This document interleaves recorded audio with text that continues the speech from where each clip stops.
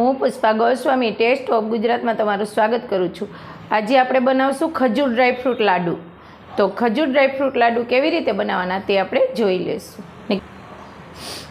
કેટલી સામગ્રી જોશે એ બધું આપણે જોઈ લઈશું। આ આપણે 500 ગ્રામ દેશી ખજૂર લીધેલો છે ને મેં આવી રીતે એને ક્રશ કરી લીધેલો છે, એટલે આવો પોચો પડી જાય। આપણે મિક્સરમાં ક્રશ કરી લીધેલો છે, 500 ગ્રામ છે। ને આ મેં અડધો બાઉલ બદામ લીધેલી છે, એ તમારે ઓછા વધતું કરવું હોય તો ચાલે। અડધો બાઉલ આપણે કાજુના ટુકડા લીધેલા છે। અડધો બાઉલ આપણે દ્રાક્ષ લીધેલી છે, સૂકી દ્રાક્ષ। અડધો બાઉલ પમ્પકિન સીડ લીધેલી છે। આવા એના બી મળે રેડીમેડ જ, તૈયાર જ। કોઈ બી મોલમાં કે તમે દુકાનમાં કે જાઓ ને ત્યાં મળી જશે તમને, ને તમારે ન નાખવા હોય તો અવોઇડ પણ કરી શકો તમે। ને આ આપણે અડધો બાઉલ તરબૂચના બી છે, ને 1 બાઉલ આપણે સિંગ લીધેલી છે। સિંગ પણ કાચી જ લીધેલી છે મેં। હવે આ બધાને અધકચરું આપણે ક્રશ કરી લઈશું। પહેલાં આપણે બદામ અને સિંગને કરશું, અધકચરા જ કરવાના। ચાલુ બંધ કરશો ને એક વખત તો થઈ જશે।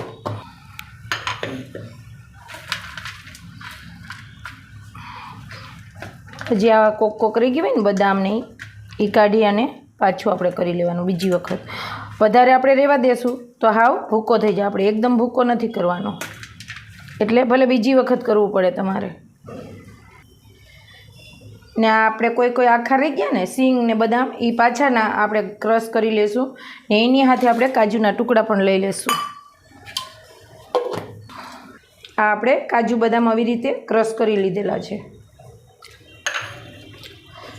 એમાં આપણે આ તરબૂચના બી એમ જ નાખી દેવાના, બધું એમાં જ મિક્સ કરી દેવાનું ભેગું છે।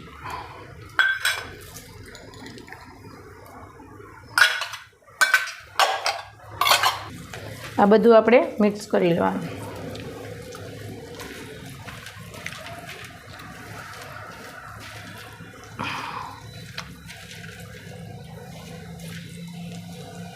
આપણું તૈયાર થઈ ગયું છે।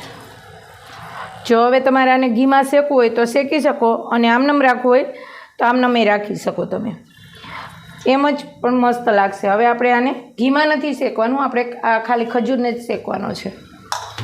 આ આપણે એમનમ જ લેશું। 2 થી 3 ચમચી આપણે તે ઘી લેશું। થોડુંક આપણે વધારે એટલે એનો કરી 1 ચમચી નાખીને તમે આને શેકી શકો, પણ આપણે પેલું બધું શેક્યું નથી ને આમાં મિક્સ કરવા હાટું, એટલે આપણે ઘી થોડુંક વધારે લીધું, એટલે મેં 3 ચમચી લીધેલું છે ઘી। આમાં આપણે ખજૂર નાખી દઈશું। આ દેશી જ છે આપણો, તમે પેલો પોચો ખજૂર આવે ને એ પણ લઈ શકો। ખજૂર કોઈ બી તમે વાપરી શકો, ખજૂરનું એવું નહીં કાઢી લેવાનું એમ।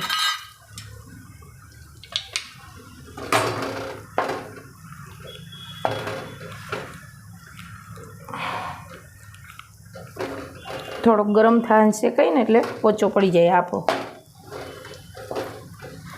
ને ખજૂરને એકદમ મિક્સરમાં ક્રશ નહીં કરી નાખવાનો, અધકચરો રાખવાનો।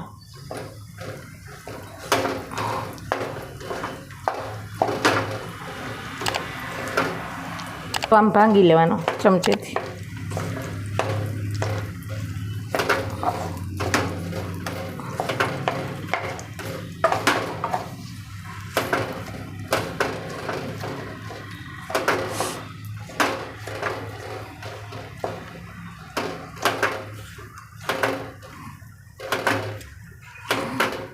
ઉત્તરાયણ આવે ને, ઉત્તરાયણમાં છોકરાઓને ચીકીને લાડુને ભાવતા હોય ને, તે આ બધું બનાવીને રાખીએ તો સારું।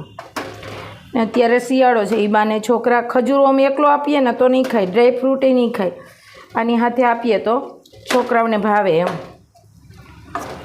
આમાં તમારે ચોકલેટ નાખવી ને તો ચોકલેટ પણ નાખી શકો તમે।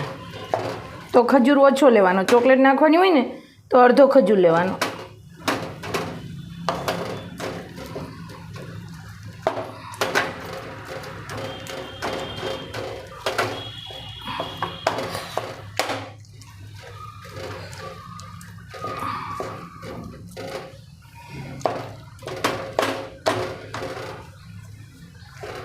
આ આપણો ખજૂર પોચો પડી ગયો છે જો.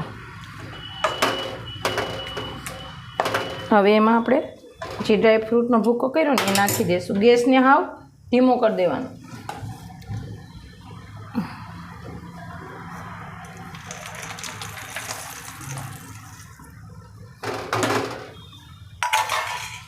હવે આ બધું આપણે મિક્સ કરી દઈશું એટલે આમાં થોડુંક શેકાઈ પણ જાય એમ. પહેલાં તમારે શેકવાની જરૂર નહીં પડે, આમાં જ તમારું શેકાઈ જાય, બધું મિક્સ થઈ જશે.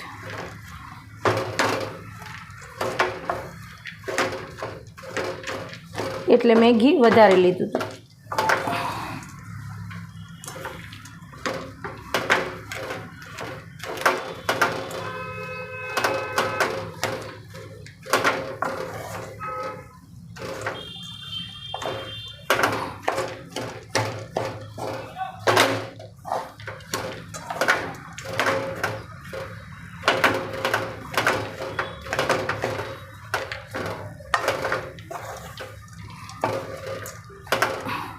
ખજૂર બધો આમાં મિક્સ થઈ જવો જોઈએ.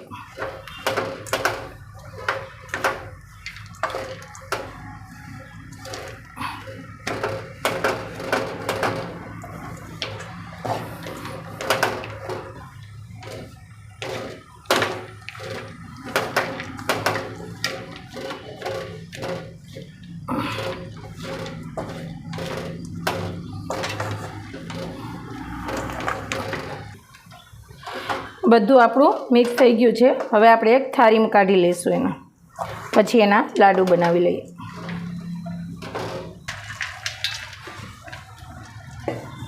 હવે એ ગરમ હોય ને ત્યાં જ તમારે થોડુંક આમ હાથથી મિક્સ કરી દેવાનું. આવી રીતના ગરમ લાગશે થોડુંક, કોઈ ખજૂર રહી ગયો હોય ને એની હાથે મિક્સ થઈ જાય. ને આને તમારે ચકતા પાડવા હોય, ઢેફલી બનાવવી હોય તો ઢેફલી પણ બનાવી શકો. આપણે અત્યારે લાડુ બનાવશું એના.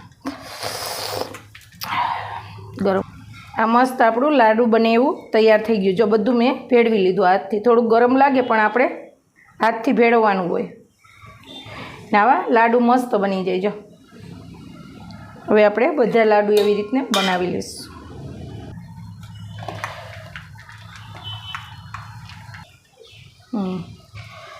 તૈયાર છે આપણા ખજૂર ડ્રાયફ્રૂટ લાડુ.